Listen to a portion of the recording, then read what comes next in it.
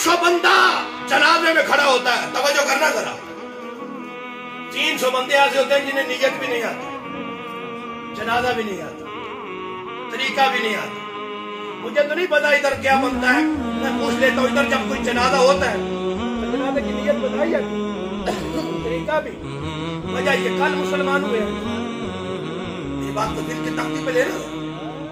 ये नियत तरीका बताने की जरूरत क्या है? पिछले हफ्ते आप दीन में आए हैं, कल मुसलमान हुए हैं।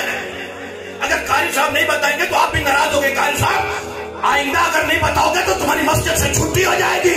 मैंने कहा बताने में हरज नहीं, बताएंगे जरूर। मुझे ये तो बता ये कितना कुछ टाइम लग जाएगा?